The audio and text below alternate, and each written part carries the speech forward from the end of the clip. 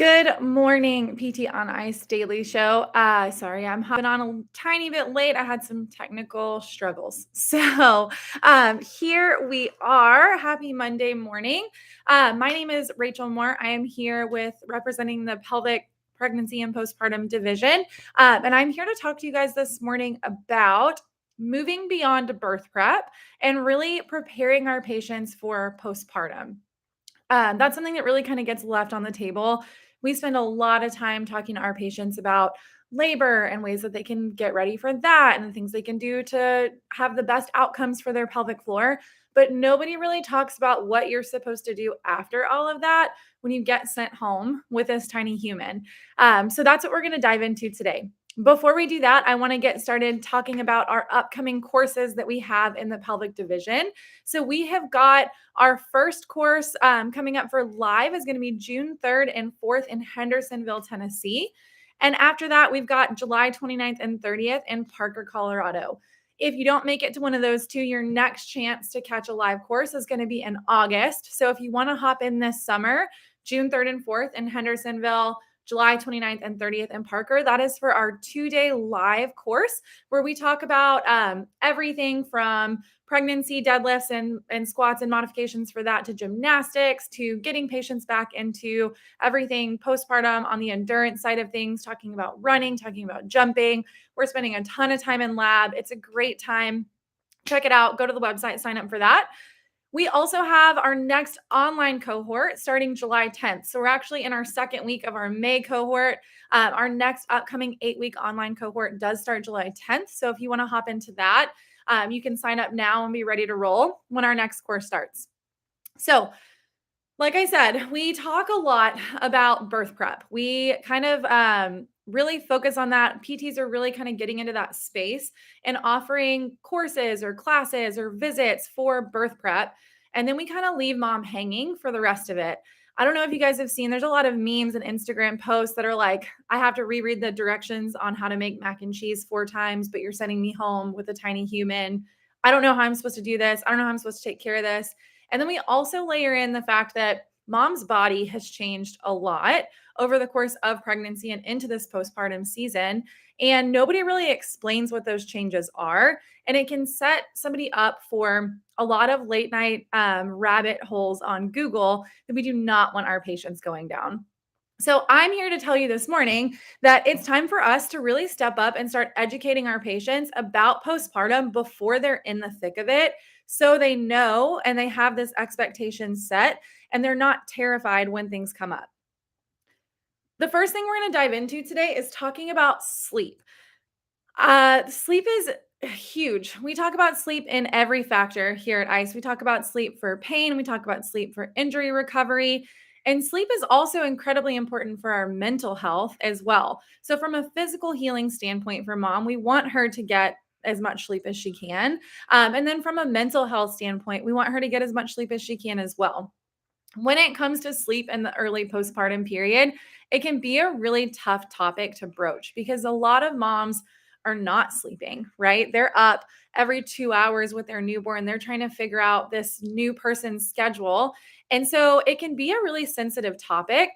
One thing I felt like really helped me in my most recent pregnancy is kind of expectation setting from the get go. So shifting my mindset that instead of being sleeping at night, being my expectation or my standard, and being awake during the day, being what I planned on, I kind of shifted my mindset that I was going to be a night shift worker. And with that mindset shift, I knew that I was going to be up a lot at nighttime. And that meant that during the daytime, I could give myself a little bit more grace and sleep a little bit more, spend time resting, do the things that I could to get that recovery that I needed, knowing that my night shift was going to start again around 11 p.m. or midnight. There's a caveat to this, and I have a toddler. She goes to daycare. So it was great that I was able to do that. But some moms are not going to be able to do that, right? They may be going back to work. They may have older kiddos at home, and it's not realistic to tell them, hey, just sleep during the day when baby's sleeping. So, what we can do instead is shift our education to quality of sleep. We may not be getting the quantity that we need, but we can talk to mom about setting herself up for the best quality of sleep that she can get when she is getting that broken sleep cycle. So, what kinds of things can we talk about? We can talk about keeping the temperature of the room cool.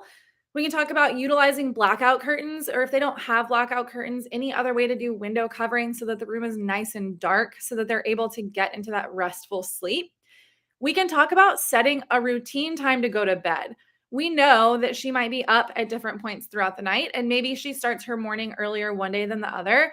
But if we can kind of figure out a routine time for her body to figure out this is when we go to sleep, that can be really helpful in getting that circadian rhythm set.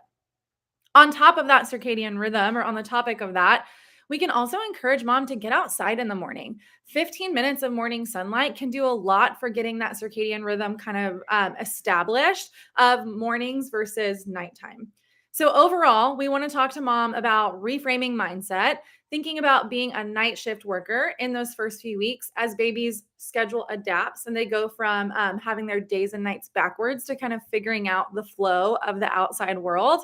And we can also talk to mom about how to get the most quality sleep that she can in this season when her sleep may be interrupted. Postpartum is also a time that comes with a ton of physical changes, and they can be really scary if somebody doesn't know anything about them ahead of time, especially because the messaging towards postpartum really is vilifying or terrifies women that there is something wrong with them if they have things like a diastasis recti or pelvic organ prolapse. Our moms are going to be up multiple times at night, nursing their baby, and they may be scrolling social media, trying to stay awake as they feed their little one. And they're going to be seeing these targeted ads that are constantly promoting get your body back or get rid of your prolapse or talking about all of these really scary buzzwords. And if we can empower our moms ahead of time, educate them about what these things are, and educate them that it's not this big scary thing that the internet makes it seem like, we can set her up for a much better headspace and a much better recovery. So let's dive into that. Pelvic organ position changes are going to happen postpartum. When we think about pregnancy, we think about 40 weeks of a relatively low load. Granted, it kind of depends on the person, long duration stretch of the tissues in our abdomen. And on the outside of our abdomen as well. We're going to get to that topic with diastasis here in a minute. But we think about this low load, long duration stretch. And what we know about the principles of physiology is that that can subject these tissues to creep, meaning that over time they just kind of get elongated. And we don't expect that necessarily to go back where it was after delivery. So we see pelvic organ position changes, maybe downwards, but also upwards. So that entire range of motion of what the pelvic organs do with contractions and elevations versus bearing down and pushing down is increased. If we tell our moms this and they know that it's a normal sequelae for pregnancy and especially for vaginal deliveries to expect to feel a little bit more range of motion, then the first time she goes for a walk and she starts feeling some heaviness, she may not panic, right? Along with that, we want to set the expectations for that walk before she gets there. So when we talk about pelvic organ prolapse, or we talk about the sensation of heaviness, we want to educate that whatever happened in terms of causing the prolapse probably happened in delivery. It's not something that she's going to get up and do a load of laundry and all of a sudden cause a spontaneous prolapse, quote unquote. What likely happened is whatever happened with her tissues happened during pregnancy and delivery. And then she maybe took it easy for a week or two. And then when she did get up and start moving, her muscles were a little bit deconditioned. They weren't quite ready for that load, baby. And so that demand that she put on those tissues kind of exceeded that capacity a little bit. So she starts feeling those heaviness sensations because those muscles are just tired. When we explain the pelvic floor as muscles to most people, that kind of clicks and it makes a lot more sense that just like our legs get tired when we go for a run, or just like our legs get tired when we squat, our pelvic floor muscles might get tired when they haven't really done a lot of work and they just went through this big stretch. And so it's normal to maybe feel some of that heaviness as we start ramping up activity. The amazing thing about this is when we talk about this and frame it as a muscle strength imbalance or a pressure management imbalance, that's something that's manageable. That's a lot less scary than telling somebody you have a prolapse, your pelvic organs have dropped down, and now you have to have surgery. We want to get the surgery idea out of our patient's mind as much as possible and really emphasize that these lesser degrees of prolapse, quote unquote, these grade ones and maybe even grade twos are something we expect to see in postpartum. Just like when we breastfeed, we don't expect breast tissue to look exactly the same afterwards as it did before. We don't expect our pelvic organs to be exactly the same as they were prior to pregnancy and especially after a vaginal delivery. The other thing we want to talk to our patients about from a physical standpoint is diastasis recti. Holy cow, diastasis recti is something that is just all over the internet. If you Google it, you're going to get 20 different blog posts, actually significantly more than that, about people saying what exercises you should avoid, and really scaring women into feeling like they can never sit up in bed again, right? They're going to see coning. They're going to have all of these complications or problems because their core is ruined or their core is torn or whatever the scary messaging is. We want to encourage you guys to get out there and be the voice of empowerment and educate your patients on what diastasis even is in the first place. Diastasis is not a ripping or a tearing of tissue, it's a thinning of the linea alba, and the muscles are still attached to it. So we can still train those muscles and get those muscles stronger to be able to create tension and generate force across that midline and teach our patients how to strengthen their core while recruiting all of these muscles and getting as strong as possible with the exercises that they're doing. A lot of the times people will see like never do crunches again or never do planks again, or like I said, don't sit up in bed. And that can put people in a scary headspace of not wanting to get back into exercise or feeling like they can't get back into exercise without some type of guidance. And sometimes getting that guidance can be a barrier. So if we talk to our patients when they're pregnant, about diastasis, about this separation, understanding that we can still get your core strong, and really even talking to them about we expect you to have a diastasis early on, right? Like when you go to your 6 week follow up and your doctor goes and checks your belly, I don't even want you to freak out because you just got stretched for 40 weeks. Your abdominal wall lengthened, stretched for 40 weeks. You had a lot of load pushing forward through there. And so we don't expect that tissue to just snap back. It takes some time for things to return to a relative baseline. So when you get told at that first visit, don't panic. We actually have evidence that shows 60% of women have a diastasis, quote unquote, based on the 2 centimeters, which is a whole other conversation and a whole other episode about norms for diastasis not maybe actually being appropriate. But if we educate them that 60% of women have this at that 6 week visit, and that number drops all the way down to 30% 12 months later if you don't do anything. Our patients are not going to not do anything. They're going to be seeing you guys, they're going to be seeing us, and they're going to get stronger. And it's going to help facilitate that increase in strength and return to a functional core earlier on. Finally, we want to talk to them about breast engorgement and things that they can do to alleviate that discomfort. Breastfeeding is tough. Breastfeeding is one of those things that people maybe take a class about. If you're a first time mom, you probably have no idea what you're getting into. And nobody ever wants to tell somebody how hard it is because they don't want to scare them away from doing it or scare them. I don't know. I'm not sure why people don't talk about it. But I think, again, as setting that expectation of this is tough, and then also setting the expectation of it can be uncomfortable in those early stages. And if it is uncomfortable, there are things that you can do. A lot of times people will end up completely abandoning breastfeeding. And if that's what they want to do, that's completely fine. But if it's because of lack of education about resources available or things that they can do, we want to make sure they have all of the tools in their toolbox in order to make the decisions that are best for them and what they wanted to do to begin with. So one thing we can talk to our patients about is engorgement. As milk comes in, as mom's body is regulating, we're going to see breast tissue get engorged and filled with milk.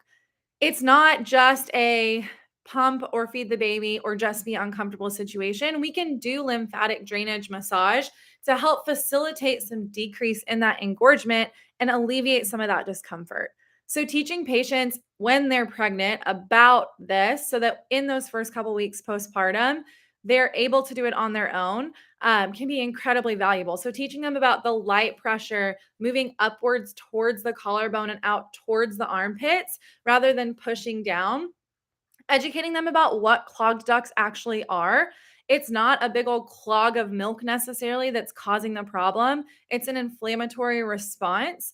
And when we understand that, we as PTs can educate about decreasing systemic inflammation by talking about hydration, nutrition, sleep, movement, if they're able to get some movement in, all of these things that are going to help facilitate everything moving a little bit better in this area. And then if our patients are really struggling, giving them resources ahead of time, letting them know about people in our communities that we have already connected with and established really great relationships with for referrals. So in the case of breastfeeding, that would be people like our IBCLCs, our breastfeeding, our lactation consultants. Maybe it's postpartum doulas. Maybe it's mental health care providers that can really help guide mom through processing birth trauma or processing or working through postpartum anxiety or postpartum depression. All of these things are huge. And if they're already coming to us, we can be that starting touch point where we connect them outwards with what they need.